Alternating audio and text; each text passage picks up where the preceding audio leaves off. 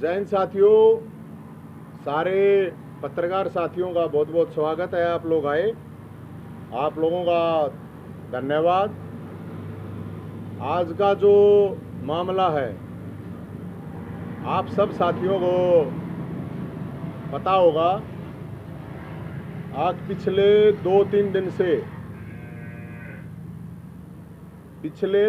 दिन से जिस तरह की घटनाएं हरियाणा में हो रही हैं मेवात के अंदर, सबसे पहले तो मैं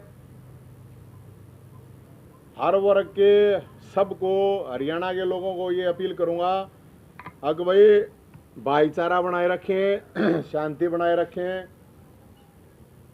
लड़ाई झगड़े और दंगों से किसी का भला नहीं होने वाला। जो भी हो रहा है मेवात में, अब ये मेवात से लेकर मणिपुर तक, ये देश के लिए, हिंदुस्तान के लिए, हरियाणा के लिए बहुत ही घातक है। ये सही नहीं है। चाहे गलती किसी की भी हो, सरकार को सख्त कदम उठा गए, जो भी उपद्रवी हैं उनके ऊपर कार्रवाई करनी चाहिए। लेकिन सवाल है सरकार से, और वो सवाल बड़े गंभीर हैं, कोई सामान्य मामला नहीं है ये।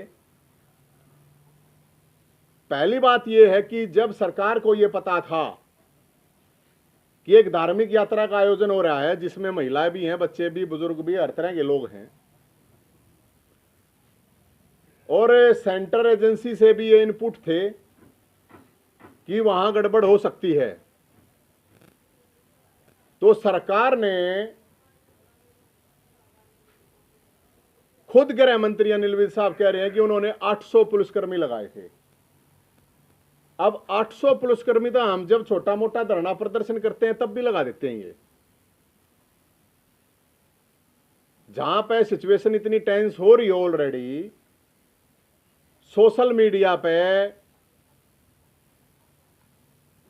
आपत्तिजनक भड़काऊ बयानबाजी चल रही हो दोनों तरफ से, उसके बावजूद ये सरकार की जिम्मेदारी थी कि इस घटना को रोक सकती थी।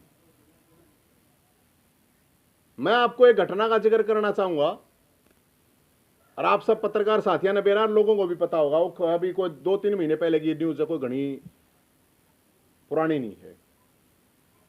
मेवात के अंदर साइबर क्राइम के अपराधियों को पकड़ने के लिए गांव में टीम गई थी, और उस टीम में 5000 से ज्यादा पुलिसकर्मी शामिल थे। 5000 से ज्यादा।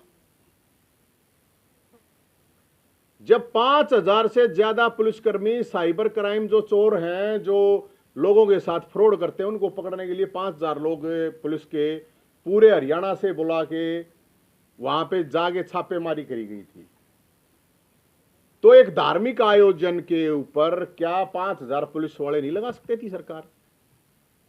जब सरकार को ऑलरेडी पता। मुख्यमंत्री जी का बयान सुन रहे हैं, मुख्यमंत्री जी कह रहे हैं गहरी साजिश है, गहरा षड्यंत्र है। तो कौन है वो षड्यंत्रकारी? अभी पता चला।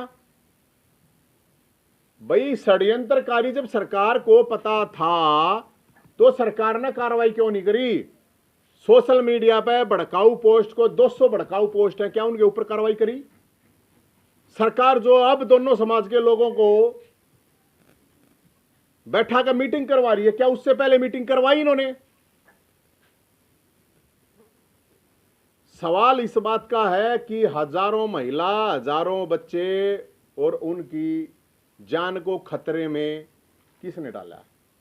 सरकार ने। और किसने डाला भाई?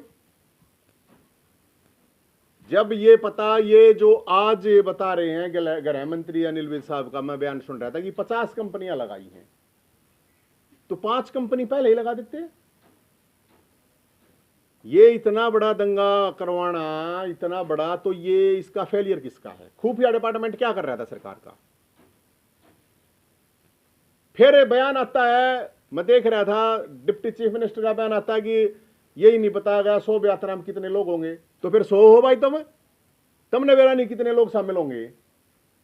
किसी भी धरने प्रदर्शन में कितने लोग शामिल होते हैं, सरकार पहले ही, सरकार का जो खुफिया डिपार्टमेंट है वो पता कर लेता है। और एकदम तो कुछ हुआ नहीं है। ये यात्रा तो ये पहले भी चल रही थी, अब आ रहे हैं नजदीक चुनाव। तो मैं सरकार से ये अपील करता हूं, इस पूरे के पूरे मामले की हाई कोर्ट के, सुप्रीम कोर्ट के जज की निगरानी में सीबीआई जांच होनी चाहिए। पहली बात तो है ये, किसका, जो लोग मारे गए, 6 लोग मारे गए हैं, 2 होमगार्ड मारे गए हैं, पुलिस वाले बहुत से घायल हो रहे हैं, आम लोग मारे गए हैं। किसी भी पार्टी के नेता का कोई रिश्तेदार भी है क्या उनमें? जो पूरे के पूरे प्रोग्राम को अलग अलग जगह लीड कर रहे थे, दंगा फसाद हो रहा था, क्या किसी नेता का बेटा हो, भाई हो? मास्टरमाइंड कौन है फिर? लोग तो आम आदमी ही मारे जा रहे हैं। किसी नेता का मरा हो तो बता दो, किसी कोई बिजनेसमैन, बड़े बिजनेसमैन का कोई मरा हो तो बता दो। तो सरकार इस मामले की सीबीआई जांच हाईकोर्ट के जज के अंडर में करवाए कि ये पूरा का पूरा मामला क्या है। और जब सरकार खुद ये कह रही है ये बहुत बड़ा षड्यंत्र है, ऐसे तो भाई दुनिया भर के षड्यंत्र होंगे, तुम तो रोक के नहीं पाओ इसका मतलब किसी को। सरकार की मान लो, मुख्यमंत्री जी की मान लो, गृह मंत्री जी की मान लो, हम तो ये कह रहे हैं इन्हीं की बात मान लो, तो इन्हीं की भी बात मान लें तो कोई षड्यंत्र करेगा, साजिश करेगा, तो क्या उसकी साजिश और षड्यंत्र कामयाब हो जाएंगे? क्या लोग मारे जाएंगे? क्या हजारों गाड़ियां ऐसे जला दी जाएंगी? कोई किसी भी वर्ग का हो, किसी भी तरह से बख्शा नहीं जाना चाहिए। अब एफआईआर होंगी, अब एफआईआर होंगी तो हम ये सरकार से अपील करते हैं किसी निर्दोष को ना पकड़े और दोषियों को किसी भी कीमत पर नहीं बख्शा जाना चाहिए।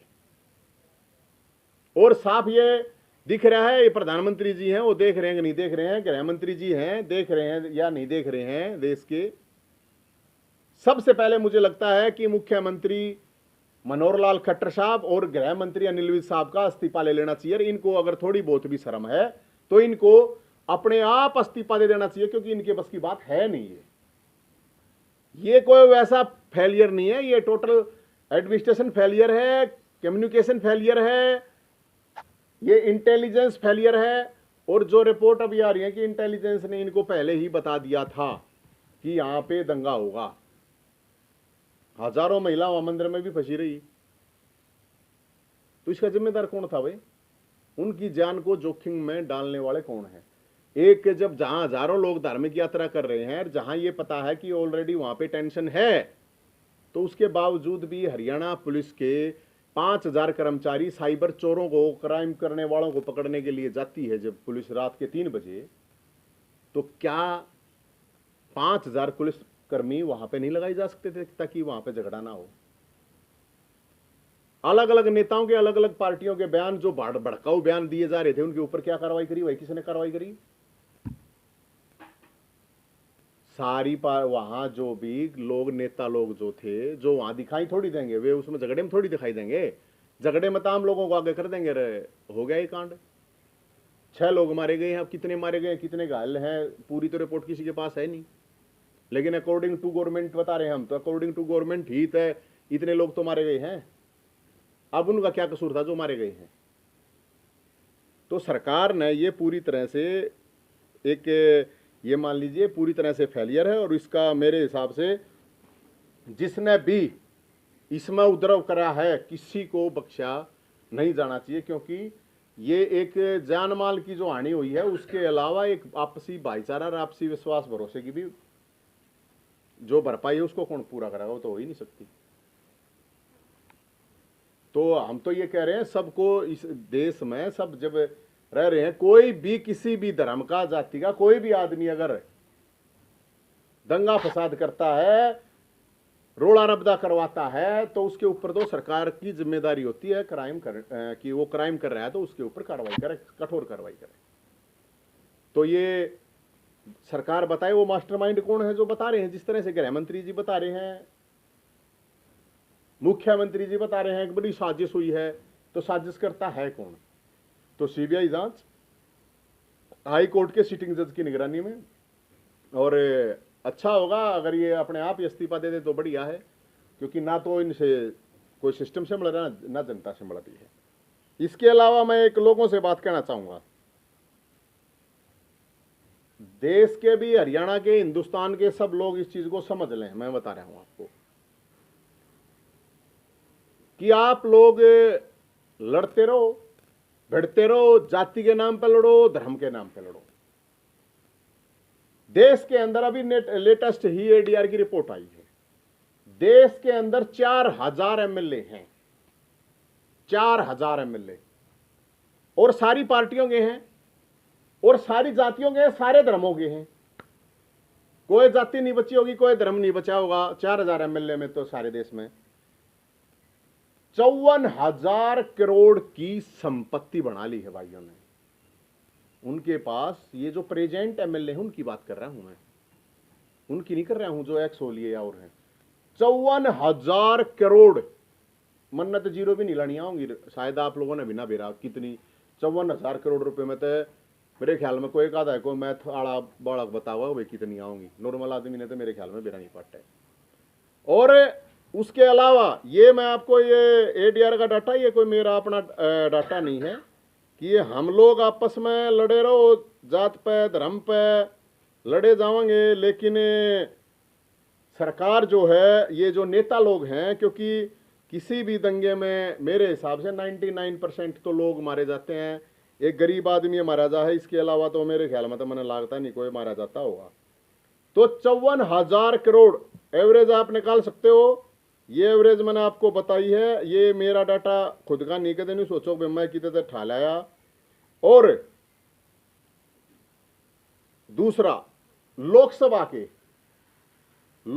के अपने जितने भी एमपी हैं वो 11,300 करोड़, 11,300 करोड़ संपत्ति है। राज्यसभा के जो एमपी हैं, राज्यसभा के तो थोड़े होंगे मेरे ख्याल में 250 के आसपास होंगे, उनकी संपत्ति है 19,400 करोड़ राज्यसभा के। ये तो आधे होंगे मेरे ख्याल में, तो लोकसभा तो आधे हो जाए लगभग, है ना? हाँ 250 के करीब है शायद। और लोकसभा के तो 275 मान लो कितने हो गए इनके, 543। तो आप सोच सकते हो कि देश के 5,000 लोग हमारे जो नेतागण हैं उनके पास कितनी संपत्ति होगी। 54,000 करोड़ लइए रे साहब, 54,000 करोड़। और ओ भाई और बाण छोड़ न, सारे भाई हैं अपने। ये टोटल हो गया 56,000 करोड़ एक, 11,000 करोड़, सॉरी 54,000 करोड़ एक, 11,000 करोड़ एक, तो 54 और 11 65,000 करोड़ और करीब 20,000 करोड़, 85,000 करोड़ रुपए की संपत्ति प्रेजेंट के एमपी और एमएलए के पास है। 85,000 करोड़। और सारी पार्टियां हैं इसमें, थे सारे धर्मा के हैं, सारी जात बरादरी के हैं। तो मेरी ये अभी अपील है, जो वकील हो कोई पीआईएल लगा दे ना, तो हम भी ढूंढ लेंगे भाई कोई। अब इनकी ये जितने भी एमपी एमएलए हैं और ये एक्स एमपी एमएलए हैं, इनकी संपत्ति की सुप्रीम कोर्ट की निगरानी में जांच होनी चाहिए। 85,000 करोड़ सिर्फ 5,000 नेताओं के पास है, और इन 5,000 नेताओं में से किसी के बालक कोई दंगे फसाद में कोई ना पावे मेरे ख्याल में, कोई इनका यार दोस्त रिश्तेदार कोई ना रह पावे तुमने लड़ाई झगड़े में। तो सरकार से और लोगों से मैं ये बात लोगों से कह रहा हूं, लोगों को बता रहा हूं, आके भाई इन ताई कमा के इनकी जय बोल बोल के इन ताई जो करना है वो आप लोगों की मर्जी है, करना है ना करना है। लेकिन मेरा यही कहना है हरियाणा के लोगों से, हिंदुस्तान के लोगों से, सबसे, आके ये लड़ाई झगड़े दंगे फसाद में कोई फायदा नहीं है। मरना आम आदमी है, मरना गरीब आदमी है, गरीब आदमी को ही जेल में जाना है, गरीब आदमी को ही मरना है, और कोई इसका कोई समाधान नहीं है। तो शांति और भाईचारा सबसे बड़ी चीज है। याद करो, इस देश के लिए आजाद कराने वाले रामप्रसाद बिस्मिल और अशफाकुल दोनों, रामप्रसाद बिस्मिल और अशफाकुल्लाह दोनों फांसी टूटे थे इस देश के लिए, भाईचारे के लिए, इस देश के लिए। परमवीर चक्र देश के लिए मरने के लिए सोमनाथ शर्मा और कैप्टन अब्दुल हमीद भी इकट्ठे थे, उनको भी परमवीर चक्र मिला हुआ है। एक को पहले मिला था, एक को बाद में मिला था। तो मैं तो इनसे न्यू करूंगा अपील आप सब लोगों से जो भी सुन रहे हैं, भाईचारे से बढ़ के कोई चीज नहीं होती है भाई। हर जगह, हर धर्म जाति में, हर जगह लीचड़ और कीचड़ है, उनके ऊपर कार्रवाई होनी चाहिए, कोई भी हो, कहीं पे भी हो। मेरी ये आप लोगों से रिक्वेस्ट है, भाईचारे से बढ़ के कोई चीज नहीं है। भाईचारे को खराब मत करो, भाईचारे को खराब मत होने दो। किसी दोषी को बख्शा नहीं जाना चाहिए, और सरकार से ये अपील है कि कोई भी दोषी नहीं बख्शा जाना चाहिए और कोई भी निर्दोष उसमें फंसाना नहीं चाहिए। तो ये मेरी तरफ से ये एक अपील है और जानकारी है, मैंने बता दिया। काम में लड़ते रहेंगे और ये नेता जो है मनी इनकी संपत्ति इनकी बढ़ती रहेगी। कोई सवाल है तो आपका बता दीजिए। मैम, हिंसा के विरोध में जो हिंसा हुई है उसके बाद जो है बजरंग दल और विश्व हिंदू परिषद ने दिल्ली एनसीआर में कई रैलियां निकालने का ऐलान किया है, किस तरह से देखते हैं आप?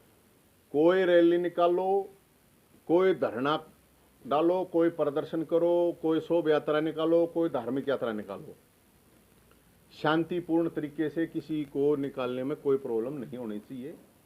और ये जिम्मेदारी शासन प्रशासन की बनती है। किसी भी जाति धर्म या किसी भी तरह की कोई शोभा यात्रा धरना प्रदर्शन होता है तो उसकी सुरक्षा की जिम्मेदारी प्रशासन की होती है। उनको पहले इतला कर दिया जाता है। अगर इतला नहीं भी होता है तो अब किसी पर दोष देना, अब दुष्यंत चौटाला कह रहा है शोभा यात्रा वाला ने मरता बताई को ना उनकी गलती है, तो तुम क्या कर रहे थे भाई, नहीं बताई तो। कोई एमएलए कुछ बयानबाजी करे है, कोई सोशल मीडिया पर कोई कुछ करे है। मेरा कहने का मतलब ये है, इस तरह नेताओं की बातों में ना आओ। नेताओं की बातों में आओगे तो नेता तो लड़वाएंगे, छुड़वावा नहीं, ध्यान रख लेना। फिर फोटो तरवाना आवेंगे हॉस्पिटल में थर दो रहे, थारे दाग पे मरे पाओगे, मरे पाग सांत्वना देंगे, तुम्हें बहुत बड़ा वो बताओगे, कोई नहीं पूछेगा। जेल में जब जाओगे तो कोई तुमने टमाटर प्याज भी नहीं दे पाओ। टमाटर तो नॉर्मल नहीं ना मिलना है, प्याज भी नहीं दे पाओगा तुमने, आलू प्याज भी नहीं मिलेगा। मैं तो जानकारी बता रहा हूँ। और जो ऑलरेडी इन चीजों को लेकर जिन्होंने केस भुगते हैं उन सबको इन बातों का पता है, बाद में कोई नहीं पूछता है। संपत्ति का भी बहुत नुकसान हो रहा है, गाड़ियां जली हैं, उसको लेकर के भी क्या सरकार से डिमांड है? मेरी तो सरकार से यही डिमांड है कि जिन लोगों की गाड़ियां जली हैं अब उनका क्या कसूर है। अब वो वही तो बात है ना, सुरक्षा की जिम्मेदारी तो भाई सब सरकार की थी। गाड़ियां जली हैं उसमें तो कोई जाति धर्म देख के तो जली नहीं होंगी, वे तो हर तरह के लोग हैं। अब जाति धर्म देख के तो पुलिस में तो सारी जाति धर्म के लोग हैं। पुलिस वाला कोई मरेगा तो जाति धर्म देख के तो कोई दंगा करने वाले तो छोड़ देंगे नहीं, पत्थर मारने वाले गोली मारने वाले यूँ थोड़ी देखेंगे। तो होना चाहिए, सरकार ने तुरंत देना चाहिए। लेकिन बात यह है कि एक आप 50 लाख रुपए मृतक को दे दोगे तो 50 लाख रुपए मत आदमी नहीं आओगा। कोई एमपी एमएलए मर के देखो 1 करोड़ रुपया मैं दे दूंगा, और बताओ कोई एमपी एमएलए वहां दंगे में जाकर मरो, 1 करोड़ रुपया इकट्ठा हम कर लेंगे। कोई नेता जाकर दंगे में मरो तो 1 करोड़ रुपया दे देंगे हम, ये तो 50 लाख रुपए दे रहे हैं। और बताओ कितने तक इकट्ठे करके लाने पड़ो। कोई नेता कोई एमएलए एमपी मर के देखो एक बार, अपने किसी ने मरवा के देखो एक बार, तो 50 लाख रुपये मत आदमी तो उल्टा ना हो।